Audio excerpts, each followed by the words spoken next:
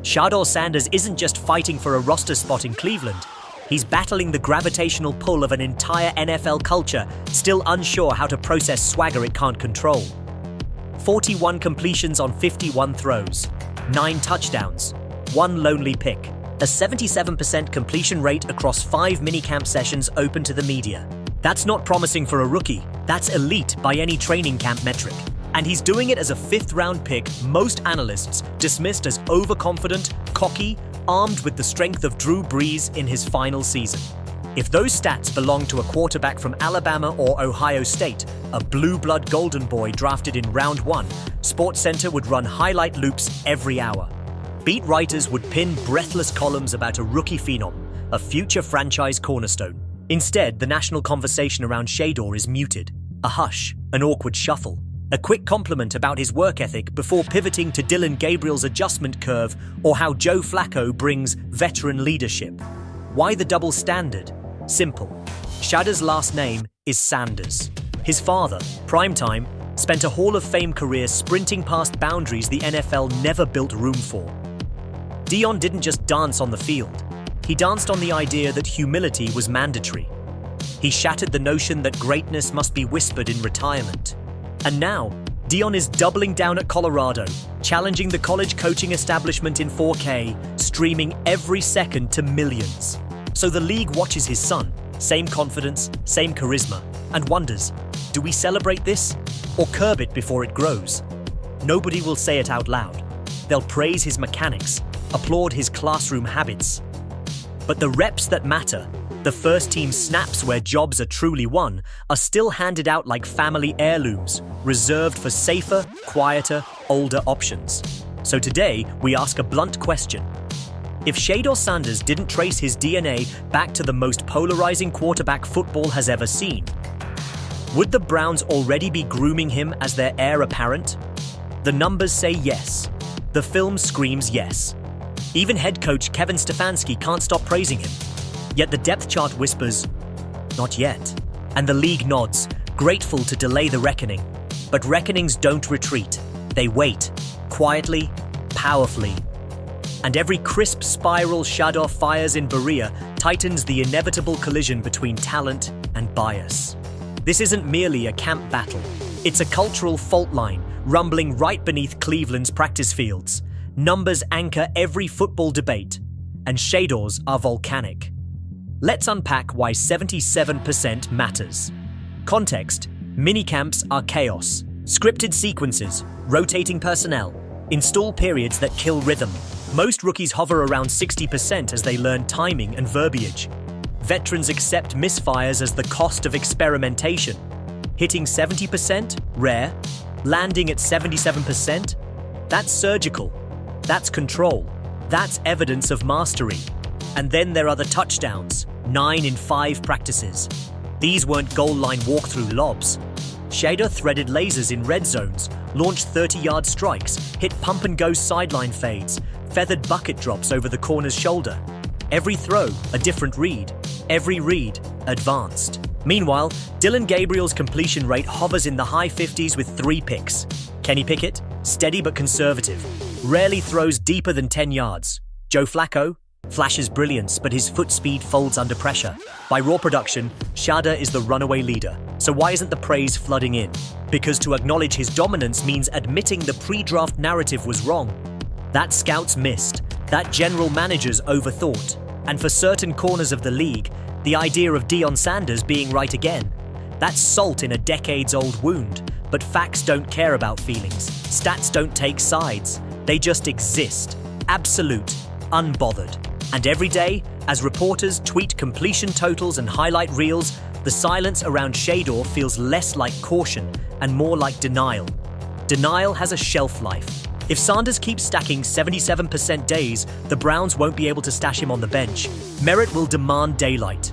Daylight will expose anyone clinging to a narrative the film already turned to ash. Joe Flacco holds moral weight. He saved a roster in 2023, dragged it to the playoffs, gave Cleveland a burst of January hope. Cutting or sidelining him too soon. It feels cold, even cruel.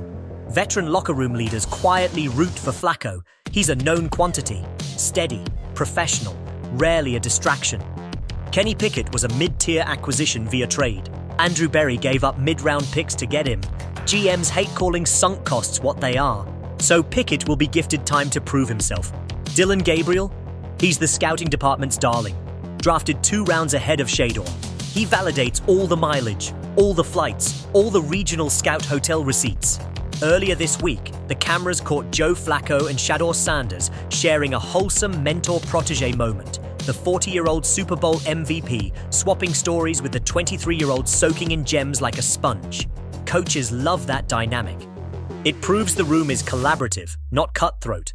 But beneath that image is a brewing ideology clash. Flacco is old NFL, head down, no distractions, stoic professionalism, no brand, no noise.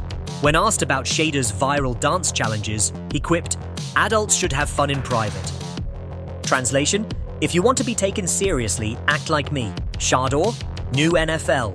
Brand savvy, camera ready, raised on TikTok and NIL deals. He live streamed from his Colorado dorm, sells merch, replies to fans in real time. His generation watched LeBron curate the decision and Mahomes balance Lombardis with Snapchat. To them, authenticity isn't garnish, it's the main course. So when you put those value systems in one QB room, tension is inevitable. Not shouting matches. Philosophical microcuts. Flacco rolls his eyes at a social media post. Shadore shrugs. The camera's been rolling since high school. Flacco says, "Earn it quietly." Shadore says, "My work and my words can coexist." And here's where the league gets nervous. Most coaches are closer in age to Flacco than Sanders. They gravitate toward what's familiar, predictable. Flacco gives you the same demeanor at 10 a.m., 2 p.m., and 6 p.m. Shadore? They don't know. He might be posting behind-the-scenes reels from walkthroughs, even if it's innocent. That subconscious distrust bleeds into evaluation. A risky throw from Flacco? Veteran aggression. The same throw by Shadore? Rookie recklessness. A sack for Flacco? He's knocking off rust. A sack for Shadore. He's got to speed up that clock. Still, even Flacco feels the ground shifting. He jokes with Shadore, but you sense a weariness, maybe even admiration, like a king watching a young prince gathering a court through emoji. Their film sessions crackle. Flacco drops 2012 blitz pickups. Shadore counters with 2024 spread tweaks. The room laughs at the generational gap. Flacco references MySpace. Shadore reminds him he was 6. Now Cleveland has a decision to make. Is this tension a problem or an asset? Harness it, and you get a mentorship arc for the ages. Resist it, and the room fractures when reps don't match production. Because in the NFL, generational handoffs define dynasties. The only question is whether the Browns embrace the inevitable now, or cling to nostalgia until Father Time makes the decision for them. Enter Colin Cowherd, the national megaphone who loves poking front office egos. 2 weeks into minicamp, he drops a bombshell.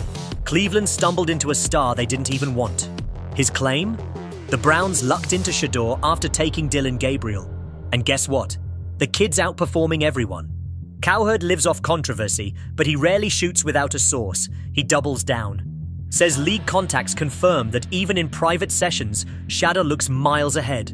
Processing faster, executing cleaner, throwing with more authority. Gabriel? Raw? Pickett? Limited? Flacco? Steady, but fading. If reps were blind graded, Cowherd argues, Shadore would be elevating today. Coaches pretend they don't listen, but media pressure matters. Narratives sway fans, ticket sales, even locker room vibes. So when national outlets echo Cowherd, the local beat has to respond. And the easiest way to kill a rumor?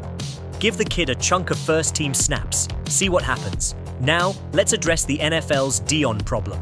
He didn't just carve space in football. He rewired the American sports psyche. He wore chains to team lunches, played baseball at night, scored on Sundays. He danced on the Cowboys' star and still turned primetime into primetime ratings. Owners loved the cash. Executives hated the chaos. Deion answered to no blueprint but his own. Now, 30 years later, the gatekeepers face Prime 2.0. Same charisma, more Polish, a media native. He's not just comfortable with attention, he generates it. Some front offices salivate. Imagine monetizing that. Others flinch. They say it rewrites the power dynamic. If Shadore succeeds, future rookies might arrive with demands. Personal videographers, tweet freedom, branded content rights. it threatens control. The face of the franchise might come preloaded with a following bigger than the team's own. Stephen A. Smith summed it up. They couldn't muzzle Deion, so now they're trying to muzzle his kid and quarterback. That's the league's most curated position. These aren't just athletes, they're brand ambassadors for billion-dollar corporations. A quarterback who won't dilute his flavor? That's disruptive. And yes, some whisper what others fear to say out loud. This might be about race. The NFL embraces black excellence, so long as it fits the mold. Think Russell Wilson, polite, polished, corporate. Deion was never that. Neither is Shadore. He posts fan edits, retweets me,